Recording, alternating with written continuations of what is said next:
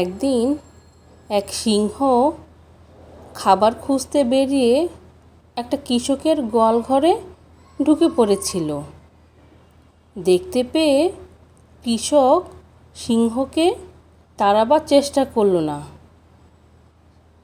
সে সিংহকে ধরার মতলব করে গোয়ালের দরজাটা বন্ধ করে দিল, আর তারপর একটা লম্বা লাঠি দিয়ে বাহির থেকে নানাভাবে সিংহকে বিরক্ত করতে লাগলো।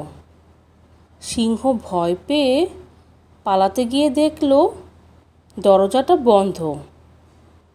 তখন প্রচণ্ড রেগে সে গর্জন করতে থাকে, তারপর গোয়ালের গরুগুলোকে মারতে লাগলো।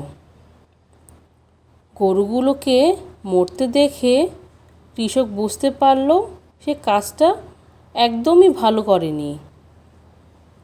সিংহ ধরতে গিয়ে নিজের গরুগুলোকেই খোয়ালো। সে তাড়াতাড়ি গোয়ালের দরজাটা খুলে দিল, আর সঙ্গে সঙ্গে সিংহ লাফিয়ে বাইরে গিয়ে গর্জন করতে করতে বনের দিকে পালিয়ে গেল। গরুর আর্তনাদ আর সিংহের গর্জন শুনে কৃষকের বউ তো ঘরের ভিতর থেকে ছুটে এলো।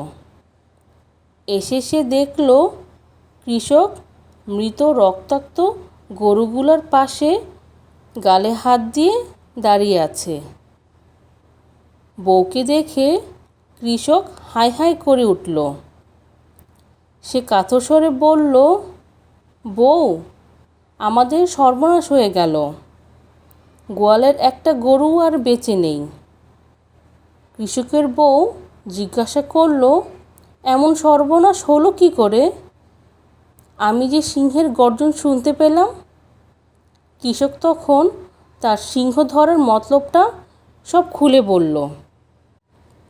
শুনে কৃষকের বউ তো খুব রেগে গিয়ে বলল, যেমন বোকার মতো কাজ করেছ তেমনই ফল পেয়েছ। এখন আর কপাল চাপড়ে কী হবে বলো? সিংহের মতো ভয়ঙ্কর জন্তুকে দেখলে মানুষ ভয়ে পালিয়ে যায়, আর তুমি কি না সেই জন্তুকে ধরতে গিয়েছ? ভালো বুদ্ধি তোমার।